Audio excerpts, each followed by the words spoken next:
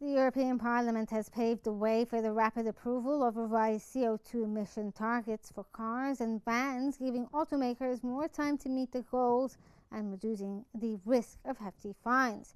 The move comes after European car manufacturers warned that failing to meet this year's targets could result in penalties of up to 15 billion euros, largely due to the reliance on selling more electric vehicles, a segment where they trail behind Chinese and US competitors. Following extensive lobbying, the European Commission proposed allowing automakers to meet emission targets based on their average emissions from 2025 to 2027 rather than just this year. EU lawmakers backed a quick approval process for this change, with a final vote on the proposal set for May 8th, but it still requires approval from EU governments.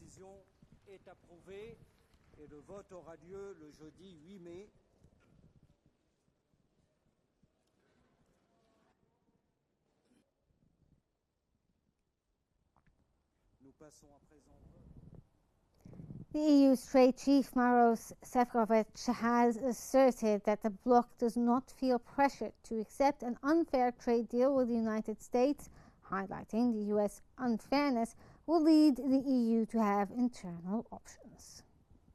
We do not feel under undue pressure to accept the deal which would not be fair for us. We are absolutely clear that we are the biggest trading bloc on this planet, with very strong economy and with very biggest actually the network of our free trade agreements, security.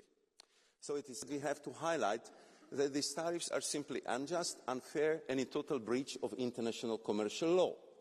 And therefore we are also considering another options and to challenge these measures in the WTO. We need not only to look abroad, but also to look what we can do better inside of our European Union. China's President Xi Jinping has expressed readiness to work with European Union leaders to expand mutual openness and properly handle frictions and differences. Xi called on the EU to jointly safeguard fairness and justice and oppose unilateral bullying, describing their relations as one of the world's most influential. Xi said healthy and stable ties illuminate the world and called for joint efforts to uphold fairness and reject unilateralism. China also signaled openness to deeper engagement, welcoming potential visits from the European Council President Antonio Costa and the European Commission President Ursula von der Leyen to hold a new round of bilateral talks.